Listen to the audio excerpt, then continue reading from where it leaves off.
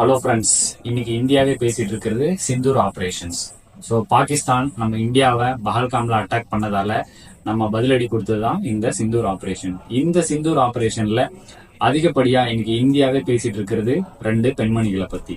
அந்த ரெண்டு சாதனை பெண்மணிகளை பத்தி தான் நம்ம இன்னைக்கு சொல்ல போறோம்.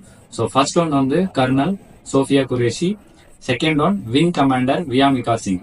ஸோ இவங்க எப்போ அவங்க கெரியரை ஸ்டார்ட் பண்ணி இந்த ப்ரொஃபஷனுக்குள்ள வந்தாங்க? So first colonel Sophia Qureshi, அவங்க 1999 நம்ம சென்னையில ஆபீசர் ட்ரைனிங் அகாடமி அங்க ஜாயின் பண்ணி ஒரு கேடட்ல இருந்து கமாண்டர் அளவுக்கு டெவலப் ஆயிருக்காங்க. அப்படி டெவலப் ஆனவங்க 2018 மல்டி நேஷன்ஸ், பலவிதமான நாடுகள் எல்லாமே ஒன்னா சேர்ந்து ஒரு கூட்டு பயிற்சி எடுப்பாங்க. அந்த கூட்டு பயிற்சி எடுக்கும் போது 40 கண்ட்ரிகள் சேர்ந்து அந்த கூட்டு பயிற்சியில இருந்தாங்க. அப்போ இந்தியாவுக்காக ரெப்ரசென்ட் பண்ண ஒரு லேடி யாருன்னா இந்த கர்னல் சோஃபியா குரேஷி தான்.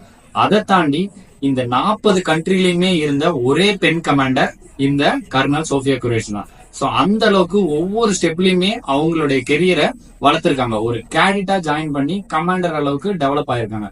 அதை தாண்டி ஐநாவுடைய அமைதி பேச்சுப்படை, அதுல காங்கோ நாட்டுல அவங்க பணியாற்றி வந்திருந்தாங்க. ஐநாவோட அமைதி பேச்சுவார்த்தைகள்.